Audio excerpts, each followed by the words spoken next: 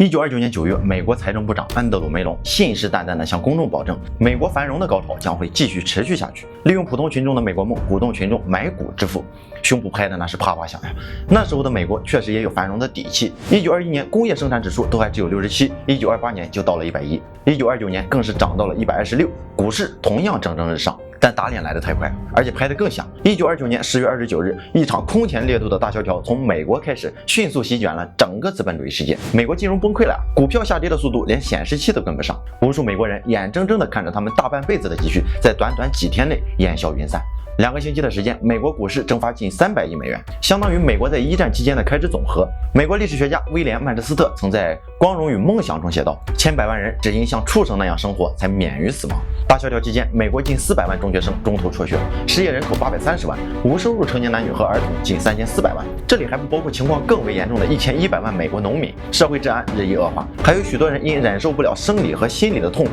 而选择自杀。截至大萧条结束，非正常死亡人口近700万。当时的美国总人口也才只有1.2亿左右啊。那么在大萧条期间挣扎在生活边缘的无数美国人又是怎么熬过饥荒的呢？显然不可能指望其他国家援助呀。大萧条席卷了整个资本主义世界，其他国家为了自保都加强了有关贸易保护的措施和手段，不进一步恶化经济形势就很不错了，哪里有功夫去援助美国呀？当时的美国农业部长华莱士是这么说的：美国能熬过大萧条，某种程度上得感谢王安石。没错，就是我国北宋时期著名政治家、改革家、思想家，同时还是一名大诗人的王安石。为了缓解饥荒，挽救国家经济，美国政府所借鉴的正是王安石曾在北宋时期推出的青苗法、长平仓等一系列改革举措。表面上看，一个是资本主义近代经济学，一个是封建专制社会改革运动，完全就不是一个性质啊。可从实际情况来看，美国大萧条期间所面临的困境，某种意义上跟王安石变法期间所面临的状况是一样的。先说大萧条期间的美国工人。20年代工业化浪潮的背后是不断提高的生产力以及民众旺盛的消费需求，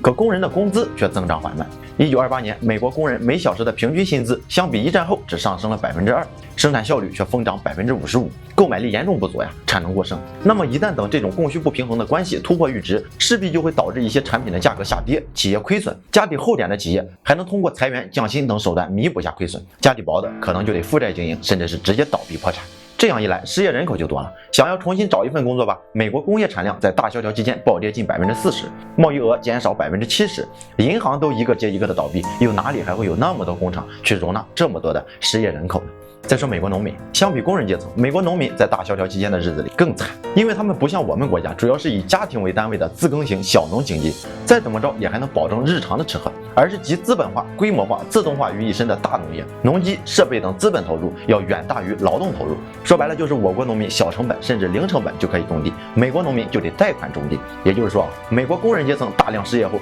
其他方面的消费暂且不提，用于日常生活的开销都是问题。再加上出口贸易的缩水，既形成了一个破坏整个金融结构的连锁反应，以后又引发了一个破坏农产品供需关系的连锁反应。农产品产能过剩，价格暴跌，大量小麦、玉米等农产品受成本因素影响，无人收割，只能烂在地里。同时又回馈到了期货市场，进一步加剧经济恶化。农民自身呢，农产品无法变现，又无力偿还贷款，想要继续贷款拆东墙补西墙吧，又因为美国的农业信贷本身就掌握在一些私人财团手里，可这些私人财团在大萧条期间自保都难，当然不愿意继续放贷啊。断供的农民只能宣告破产。总的来说，美国农民阶层因为工人阶层的贫困而贫困，工人阶层因为资本阶层的贫困而贫困，资本阶层呢又因为农民阶层和工人阶层的贫困而贫困。当然，总归会有一部分大资本家，哪怕资产缩水，也能作为一个个体而安然度过大萧条。回过头来，我们再看看王安石所面对的状况。随着宋朝初期凭借一系列奖劝农桑、兴修水利等恤民手段，迎来了一波经济恢复的小高峰。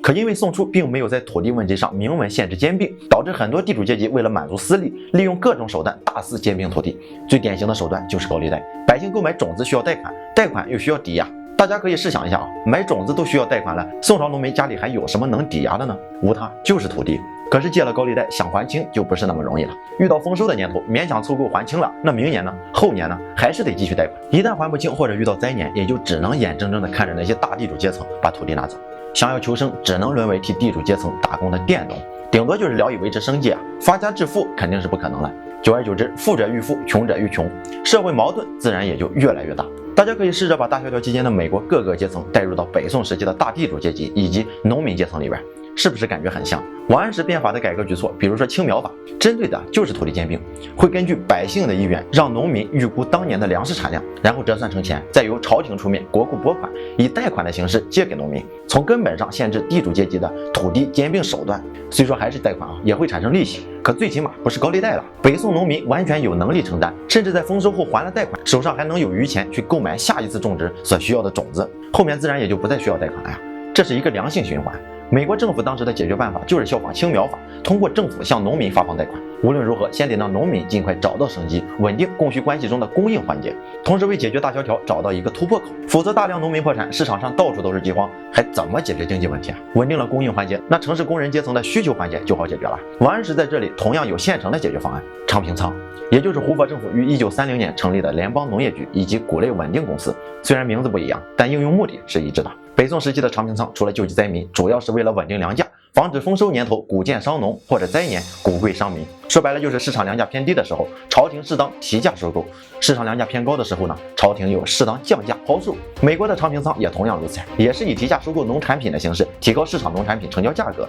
进而一方面减轻农产品过剩，一方面对城市失业人口加以救济，有效解决饥荒问题不说，还能为供需关系的恢复奠定一个基础。同时还能因为农产品供需关系的恢复而间接缓解金融期货市场的恐慌情绪，逐步恢复市场信心，一举多得。所以从某种角度来看，美国人能熬过大萧条，确实得感谢王安石。可能还会有人说，王安石变法它不是失败了吗？国情不同不说，都不是一个大时代，怎么到了大萧条期间还成功了呢？这个其实也很简单啊。王安石变法失败，并不是说这些改革措施不好用，而是因为他的一系列改革举措动摇了官僚大地主阶层的利益，加上王安石又忽略了变法过程中所可能存在的明争暗斗、执行不力或者用人不当等等一连串问题，这才导致变法失败。大萧条期间的美国则不同，美国是资本主义政权，资本家呢又是大萧条之下的受害者，而且借鉴王安石的改革举措之后，资本家同样是利益既得者之一，全国上下都有一个共同的目的，并不像王安石变法那样，只有农民和朝廷才是利益获得者，反而地主阶级被打压了，也就不存在资本家抵制改革等一系列问题。自然而然，古代专制王朝不能实现的王安石变法，在大萧条之下的美国实现了。我是大木，关注我，你不亏。我们下期再会。